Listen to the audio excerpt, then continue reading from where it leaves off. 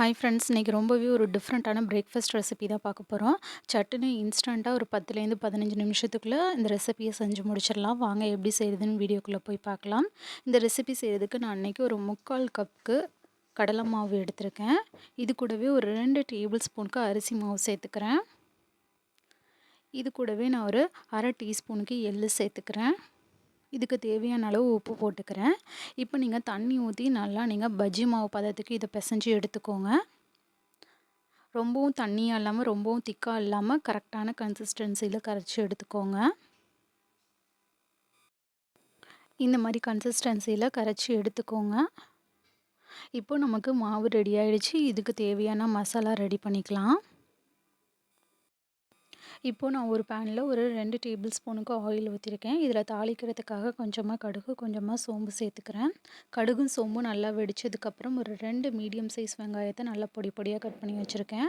அதையும் சேர்த்துக்கிட்டு நல்லா ஒரு கிளாஸ் கலர் வர்ற வரைக்கும் நல்லா வதக்கிக்கோங்க. ரொம்ப நேரம் வதக்கணும்னு அவசியம் இல்லை, கிளாஸ் கலர் வந்தால் போதும். இப்போ இதில் பொடி பொடியாக கட் பண்ணி வச்சுருக்கோம் கொத்தமல்லி, கருவேப்பிலை, புதினா சேர்த்துக்கலாம்.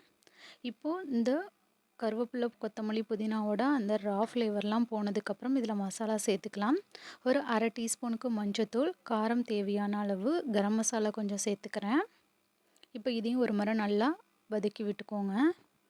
இப்போ இதில் நான் இன்றைக்கி ஒரு தக்காளியை நல்லா பொடி பொடியாக சாப் பண்ணி வச்சுருக்கேன், அதையும் சேர்த்துக்கிறேன். இது கூடவே நான் தேவையான அளவு உப்பு சேர்த்துக்கிறேன். தக்காளி மசிகிறதுக்காக நான் உப்பு சேர்த்துருக்கேன். இப்போ இது ஒரு முறை நல்லா மிக்ஸ் பண்ணி விட்டுக்கோங்க. இது இப்போ லிட் வச்சு க்ளோஸ் பண்ணிவிட்டு நான் ஒரு 2 நிமிஷத்துக்கு அப்படியே தக்காளி நல்லா மசிகிற அளவுக்கு வேக விட்டுறேன்.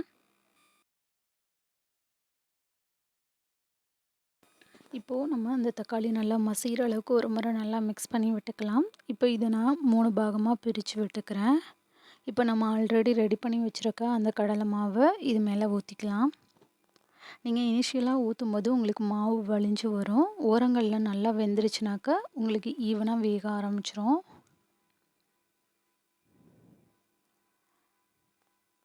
இந்த மாதிரி நீங்கள் டிஃப்ரெண்ட்டாக செஞ்சு கொடுத்தீங்கன்னா நம்ம வீட்டில் இருக்க கிட்ஸ் எல்லாம் நல்லா விரும்பி சாப்பிடுவாங்க. நல்லா டேஸ்ட்டாகவும் இருக்கும்.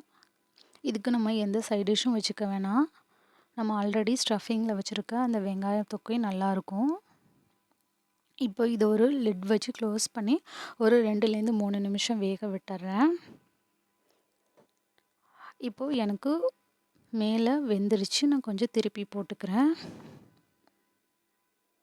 இந்த மாதிரி திருப்பி போடும்போது ஃப்ளேமை லோவில் வச்சுருங்க. அப்போது உங்களுக்கு திருப்புறதுக்கு ஈஸியாக இருக்கும். அவ்வளோதான், ஒரு சூப்பரான இன்ஸ்டண்ட்டான ஒரு பிரேக்ஃபாஸ்ட் ரெசிபி ரெடி ஆகிடுச்சு. நீங்களும் ட்ரை பண்ணி பாருங்கள். தேங்க்ஸ் ஃபார் வாட்சிங். பாய்.